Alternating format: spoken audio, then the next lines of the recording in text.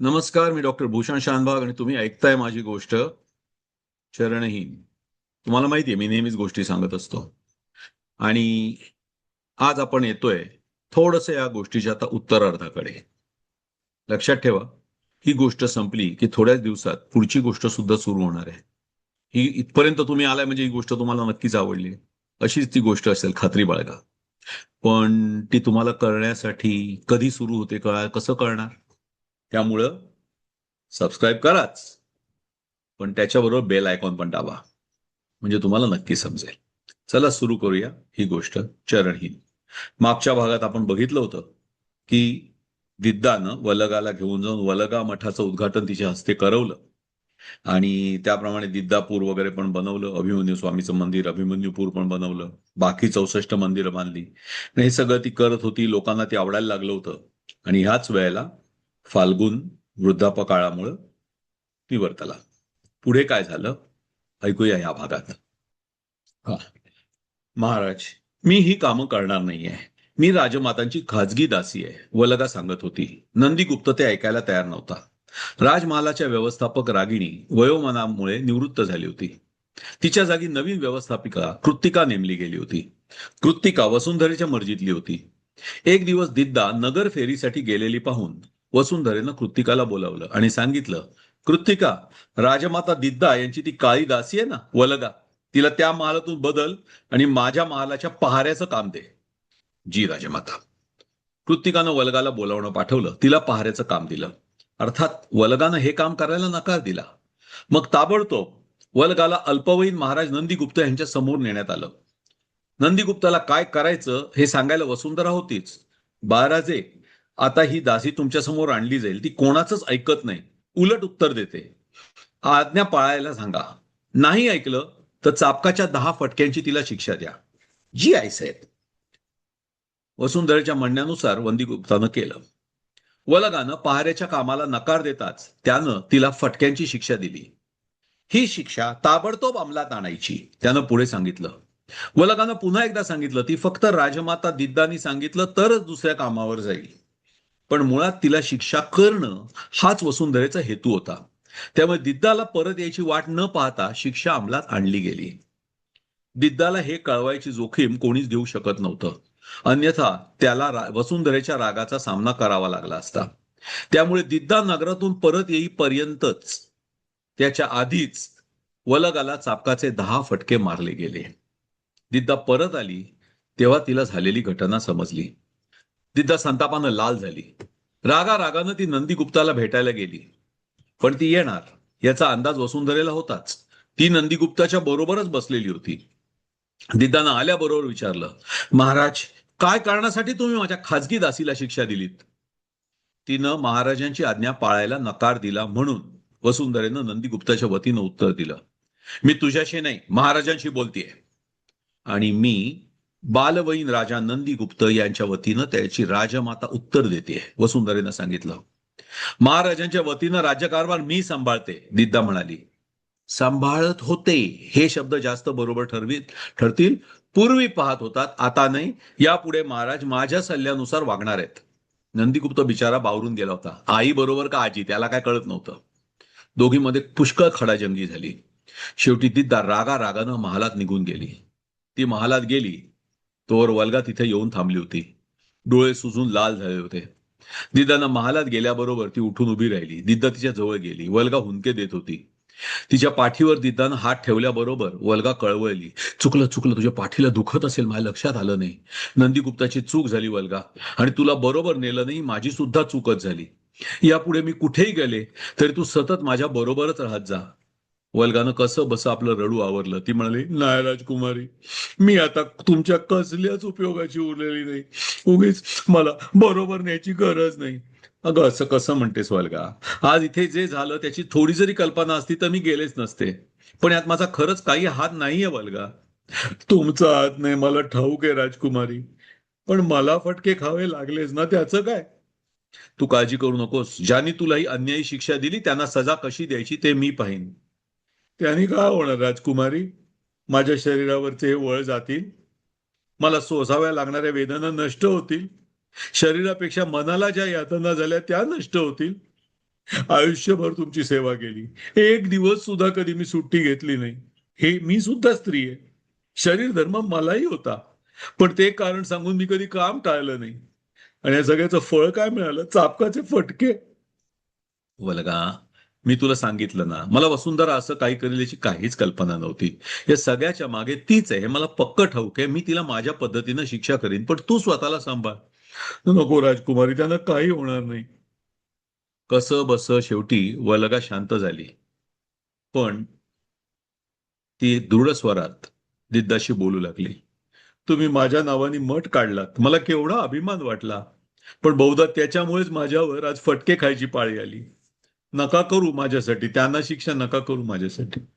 वल्गा, असं नाही ग. दिद्दा कशी तरी तिची समजूत घालायचा प्रयत्न करत होती, पण वल्गा खोलवर दुखावली गेली होती. या सगळ्यामुळे तिच्या दुखऱ्या मनावर फुंकर पडत नव्हती. शेवटी दिद्दानं विचारलं, मी तुझ्यासाठी काय करू म्हणजे तुला समाधान वाटेल? वल्गानं वर बघितलं. खरंच करणार आहात का नुसतेच शब्द? असं का म्हणतेस वल्गा? आजवर तू काही मागितलं नाहीस. मागच्या वेळी सुद्धा मी तुला विचारलं तर म्हणालीस उचलून न्यायला दुसऱ्या कोणाला ठेवू नका. तू माग, मी देईन. शपथ आहे माझी. हो वल्गा, तुझी शपथ घेऊन सांगते. तुला काय हवं ते सांग. मला माझ्या घरी परत पाठवा राजकुमारी. खूप वर्ष राहिले इथे, आता परत माघारी जाऊ दे. हापसाळ्यात तिथे असे हिरवेगार पर्वत नाहीयेत, वाहणाऱ्या नद्या नाहीयेत, रखरखीत वाळवंट आहे.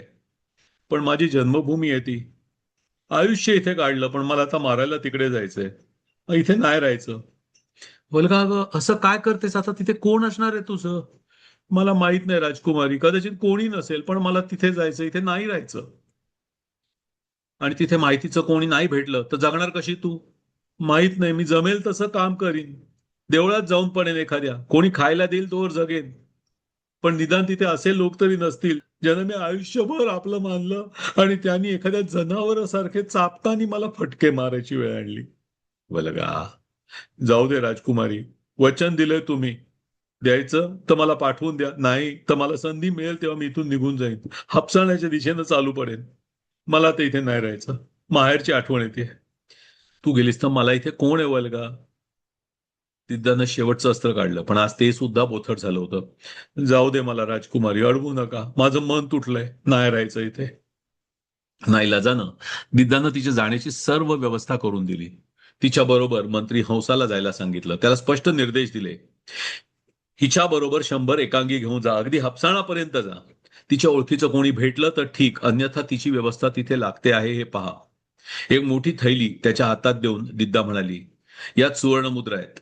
तिची व्यवस्था लागली की तिला या द्या. तिचं उरलेलं आयुष्य तरी सुखात जाऊ दे. जाण्याचा दिवस उजाडला.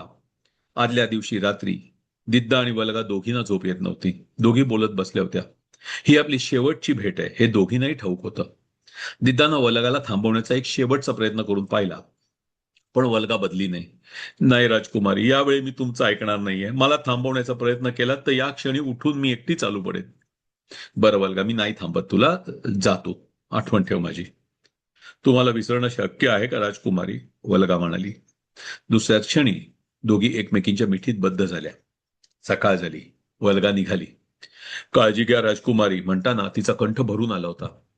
दिद्दाचा शेवटचा निरोप घेऊन वल्गा रथात चढली. हंस आणि एकांगी तिला शेवटपर्यंत सोबत करणार होते. रडत रडत वल्गा तिच्या परतीच्या प्रवासाला निघाली. तिथे दूर हापसाणात कोण होतं तिचं? तिला माहीत नव्हतं. आई बाप एव्हाना नक्कीच जिवंत नसणार होते. भावंडांपैकी कोणी असेल की नाही तिला माहीत नव्हतं. पण श्रीनगरमध्ये तरी कोण होतं? येऊन जाऊन एक दिद्दा होती. तिची साथ संगत कुठवर चालेल हे वल्गाला माहीत नव्हतं. पण आता आपला आणखी अपमान तिला सहन होण्यातला नव्हता. उद्या जर आपल्या अगोदर दिद्दाचा मृत्यू झाला तर इथले लोक आपल्याला रस्त्यावर काढतील हे मात्र तिला नक्की कळत होतं. म्हणून ती स्वतःच तिथून निघाली होती. रथ लोहारींच्या मार्गाला लागला. अनेक वर्षापूर्वी ती या मार्गानंच श्रीनगरला आली होती. आज परत जात होती, कधीही पुन्हा इथे न येण्यासाठी. तिला घेऊन जाणारा हंस रथाच्या बाजूनं घोड्यावरून चालला होता. त्याला हापसाणापर्यंत तिला पोहोचवून तिची व्यवस्था लावून माघारी यायला किमान 3 महिने गेले असते. तोपर्यंत त्याच्याकडून कदाचित काहीच खबर दिद्दाला पोहोचली नसती. तो कधी परत येऊन आपल्याला वल्गा सुखरूप तिच्या कुटुंबियांपर्यंत पोहोचल्याचं सांगतो याची ती आतुरतेनं वाट पाहत होती. वल्गाला जाऊन जेमतेम 15 दिवस झाले असतील. अचानक एक दिवस हंस तिला भेटायला आल्याची वर्दी दिद्दाला पोहोचली. इतक्या लवकर हा परत कसा आला? दिद्दाला आश्चर्य वाटू लागलं. बहुधा वलगानं जाण्याचा निर्णय फिरवला असावा या विचारातच ती हंसाला भेटली. काय झालं मंत्रीजी? दिद्दानं विचारलं. हंस मान खाली घालून उभा होता. काय झालं? तिनं पुन्हा विचारलं. राजमाता, वाईट बातमी आहे. आम्ही निघाल्यापासून वलगा सतत रडतच होत्या. 6 दिवस आम्ही प्रवास केला, पण मार्गातच त्यांची प्रकृती अतिशय बिघडली. आम्हाला मुक्काम लांबवावा लागला. 2 दिवसाच्या आजारपणानंतर त्यांचा मृत्यू झाला. त्यांना तिथेच मुठमाती देऊन मी परत आलो. दिद्दावर जणू ब्रह्मांड कोसळलं. सर्व काही नष्ट झालं होतं. का? केवळ त्या वसुंधरेच्या आतताईपणामुळे. सर्व जगात तिला आपली म्हणता येईल अशी एकच व्यक्ती होती, वलगा. ती वसुंधरेमुळे दिद्दाला सोडून गेली होती. किमान ती सुखरूप राहिली असती तरी ठीक होतं, पण ती मरण पावली होती. मरण्यासाठी माहेरी जायची तिची शेवटची इच्छा सुद्धा पूर्ण होऊ शकली नव्हती. दिद्दा आता रागावली होती. रागाच्या भरातच ती नंदीगुप्ताकडे गेली. तिच्या अपेक्षेप्रमाणे वसुंधरा तिथेच होती. मिळालं तुला समाधान? ती बिचारी वलगा ना कोणाच्या अध्यात ना मध्यात आली. तिला इथून निघून जायला तू भाग पाडलंस. ती दुःखी मनानं गेली आणि मृत्यूच्या स्वाधीन झाली. काय मिळालं तुला? अच्छा, वलगा मेली. चला, नाहीतरी आता तिचा काहीच उपयोग राहिला नव्हता. वसुंधरा, तोंडाला आवर घाल तुझ्या. उपयोग तर तुझाही फारसा राहिलेला नाही आता. माझ्याबद्दल बोलण्याच्या अगोदर जरा स्वतःचा काय उपयोग राहिलाय का बघा. उपयोग तर राहिला नाही, उपद्रव राहिलाय फक्त तुमचा, वसुंधरा म्हणाली. दोघींची जोरदार बोलाचाली झाली, पण दिद्दा काही कच्ची नव्हती. आजवर 22-23 वर्ष तिनं सत्ता उपभोगली होती. सत्तेचे बारकावे तिला पक्के माहीत होते. वसुंधरा जरी फाल्गुनच्या सल्ल्यानुसार गोष्टी करत आली होती, तरी आता फाल्गुनचा प्रगल्भ सल्ला तिच्यापाशी नव्हता. अन्यथा तिनं वलगाला शिक्षा करण्याची चूक केलीच नसती. आता तिनं दिद्दाशी सरळ सरळ युद्धच उघडलं होतं. पण तिला सुडानं पेटलेली दिद्दा काय थराला जाऊ शकते याचा अंदाज आला नाही.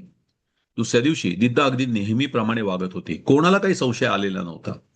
इतक्या सरळपणे ती वागत होती की बहुधा तिनं आपला पराभव मान्य केला असावा याची वसुंधरेला खात्री पटली. महिना उलटला. राजमहालात काहीही कुरबूर झाली नाही. दिद्दा अगदी सुताप्रमाणे सरळ होती. आता तिला राजमहालातून कायमचा हद्दपार करण्याची वेळ येऊन ठेपली होती. पण उघडपणे कितीही गोडीनं वागली तरी मनातून दिद्दा सुडानं पेटली होती. तिच्या एकमेव प्रिय व्यक्तीचा बळी वसुंधरेनं कपटानं घेतला होता. आता कपट करण्याची तिची पाळी होती.